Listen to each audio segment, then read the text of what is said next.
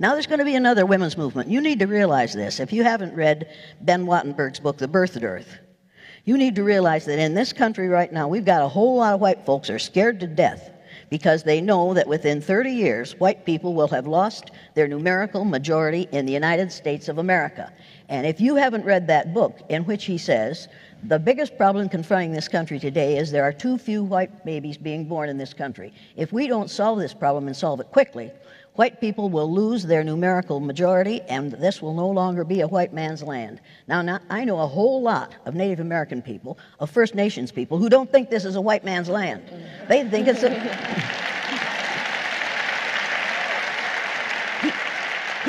He says there are three things we can do to solve this problem. They're trying to outlaw abortion. They're trying to tell women, once again, what they can do with their bodies.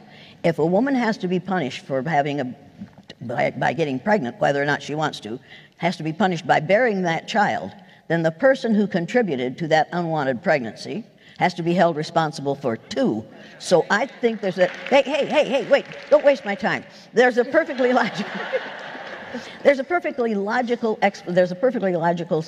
remedy for this problem. Any male who contributes to an unwanted pregnancy must submit to involuntary vasectomy so that he cannot contribute to another unwanted pregnancy. Now, people, you need to know that vasectomy takes only a few minutes in the doctor's office. It isn't very painful. My husband's vasectomy didn't hurt me at all. Now, you also need to realize that vasectomy is reversible. Motherhood is not reversible. Once you're a mother, you are a mother for as long as you live. That's the way it is. Even if you give that child up for adoption, you still hear that child crying in the night, and you wonder how he or she is getting along. People, vasectomy is reversible. Young males could have a vasectomy and have a lot of fun without a whole lot of responsibility, and then when they want to produce a child, when they want to contribute to a wanted pregnancy, then they could have that vasectomy reversed. How many of you think that would be a logical conclusion to this problem? Right. Now, folks, somebody has said denial is not just a river in Egypt. In this country today, we are in deep denial about the fact that we are deeply racist. We are teaching racism in the schools on a daily basis. And if you haven't read Nathan Rutstein's book, The Racial Conditioning of Our Children, you need to get it and read it. This man knew what he was talking about. Now, somebody said this morning, he did, well, Jane came here in a sweatshirt. Yes, I came here in a sweatshirt, people, because I'm working, number one. Number two, this thing says exactly what I believe. Racism, prejudice is an emotional commitment to ignorance.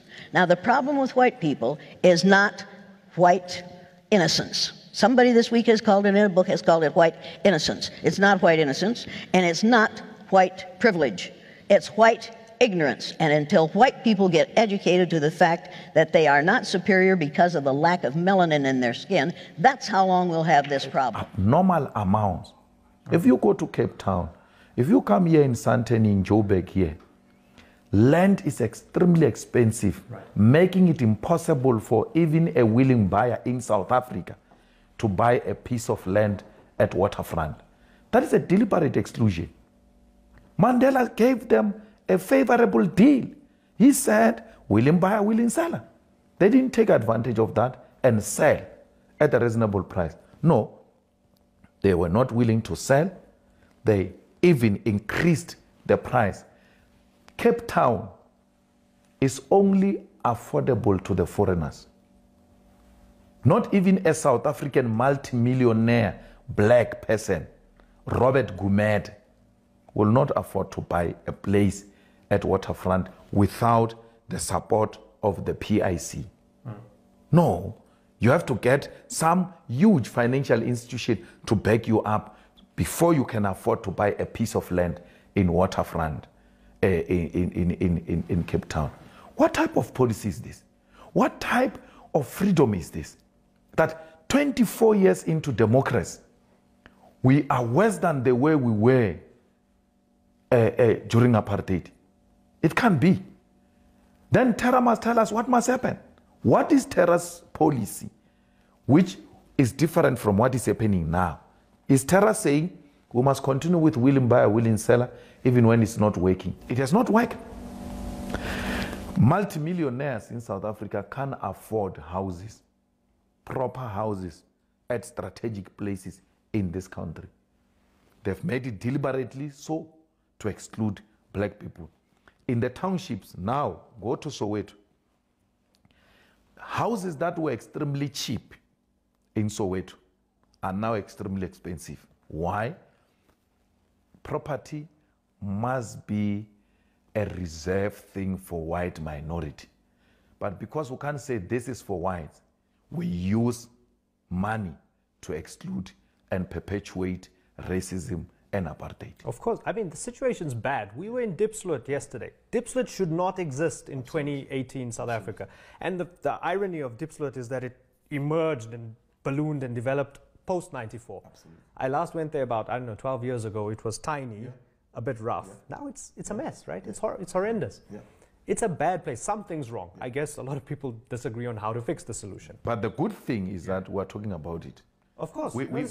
And Parliament's healthy. We welcome this. We welcome this debate because in the past, it was a taboo to even talk about it. Because we're the rainbow nation and everything's fine. You will offend the white people, you will offend the investors. Don't even touch it. Right. That's why it stayed like this. But the fact that we're talking about it, and as the EFF, we're not saying we're correct in everything. Right. We're listening, we're engaging, we're debating, we'll be told.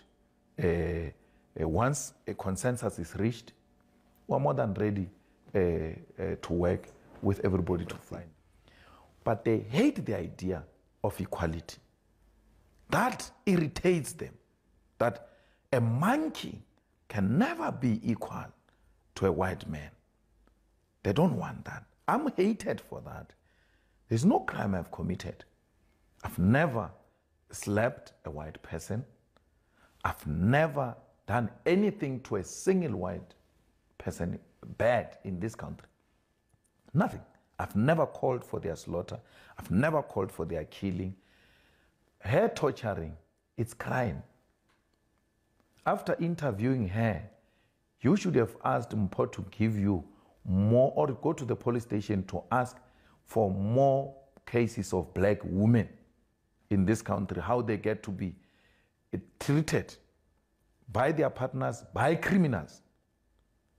They've got more terrible story to tell than what she's telling you. They die every day. Who called for black people to be tortured like that? Who called for black people to be killed like that? Black girls to be killed like that? No one. Why are they being killed?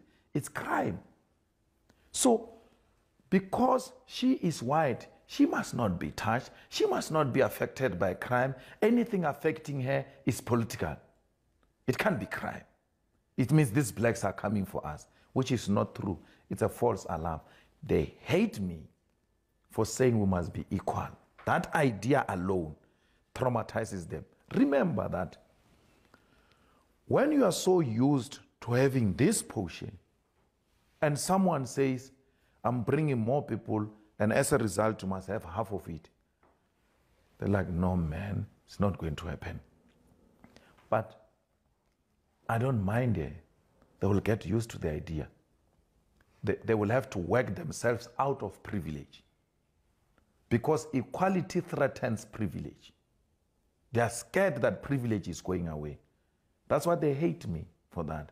They hate everyone who wants to liberate the mind of black people. That we are not monkeys, that we are not subhumans. We are human too, and we are equal to them.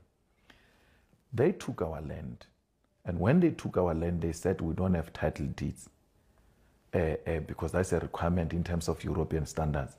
And if you don't have a title deed, you can be treated like an animal. Therefore, you are subhuman, because no lion can produce a title deed, although he's the king of the jungle. No elephant can produce a title deed. We are equal like elephants. We are subhuman. And anyone who says to these people, no, you are different from animals, you are human too, you too can work the land, you too can own the land, you too can employ white people, and they can work for you. They're like, he's being disrespectful, this one. He wants to elevate these people to our level. What do? They start smearing me. He's a racist. He wants to kill white people and all that. I'm backing this, that which I'm putting on the table is the best offer to white people. Let black people too own the land and see how much crime is going to reduce and see how much service delivery protests are going to reduce, because people will be preoccupied with working the land. They are idling now. They don't own anything. They are waiting for employment. They are standing at the robots with qualifications. They went to school. They responded to Madiba's call that you kids must go to school. We've gone to school. There are no employment. And I'm saying to these people, the employments are not in the white people's hands. The employment is in the land. Let's get our land and let's work our land. I'm hated for that.